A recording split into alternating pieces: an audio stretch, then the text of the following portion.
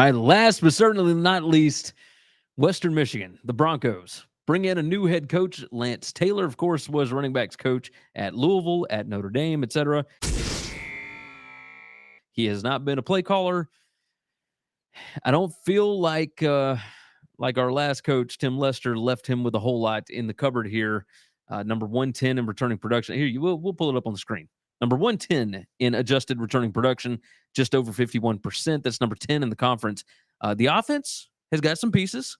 That's good, partially because they bring in Hayden Wolf, the quarterback from Old Dominion.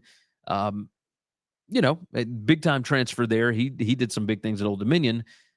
Defense, however, I mean, just over 31% adjusted returning production, number 132 in the country. That's out of 133, right? So they're next to last. Defense was okay last year. It's what they leaned on for most of the season. That's how they got to 5-7. By the way, their post-game win expectancy last year was 4.3 and 7.7. So probably should have been 4-8, but they got to 5-7. I like Tim Lester as a coach. I thought he was good. I was kind of surprised that they got rid of him, but alas, it is what it is. Losses on the team. Key losses. Running back Sean Tyler, the wide receiver Corey Crooms, left tackle Dylan Dietrich. On defense, they lost 9. Well, let's try and organize this, right? I've been pretty good about this through this MAC preview. Let's talk about this. We'll start on offense, okay? Number 121 PPA per drive. Number 129 rushing success rate, number 122 passing success rate, but they were able to generate some explosive plays. Number 39 in explosive play rate. So that's good.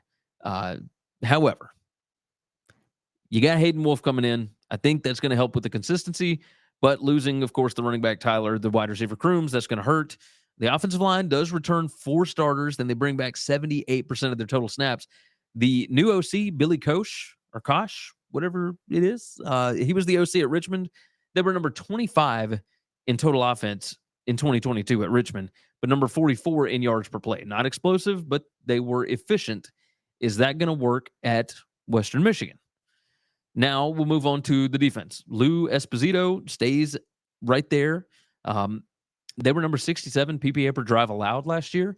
Not great at stopping the run. Not great at, pass success allowed. They're number 70 there, number 101 as far as rushing. But they were number 43 in stopping explosive plays. So that's good. The issue, of course, they lose 9 of 12 players that had 250 plus snaps. The defense was the only strong suit last year. You're losing your top 7 tacklers, 9 of the top 11, transferring in multiple Big Ten backups for defense. So that certainly helps out the talent. But is it going to be enough here?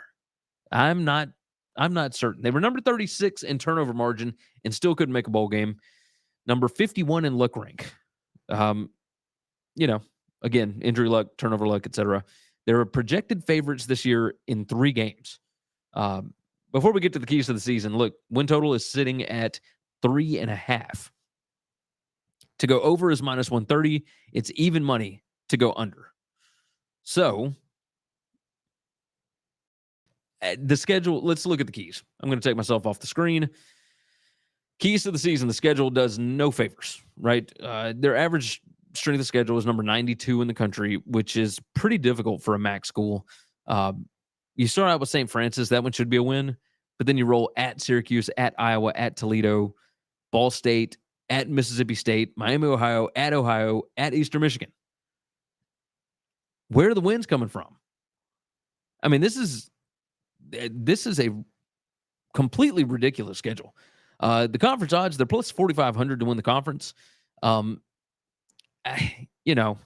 It's almost impossible for them to be able to get momentum with the schedule. I think there's going to be a learning curve for Lance Taylor. He hasn't actually called plays. He's been a running backs coach.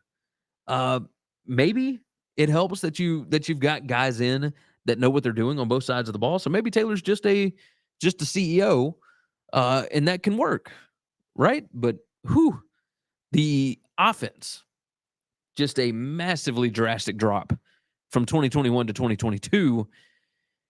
And you've got some returning production. I think it's good that you're bringing in Wolf, but they went from number 13 in SP Plus offensive rating in 2021 to number 127 last year. That was fourth from the bottom. Like, to win the MAC, your offense has to click. It's got to click in this league. I look at the schedule.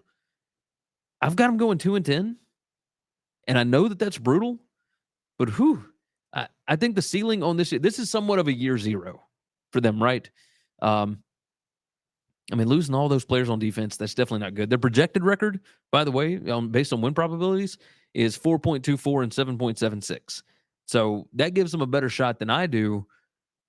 But I look at this schedule and I'm higher on a lot of these teams.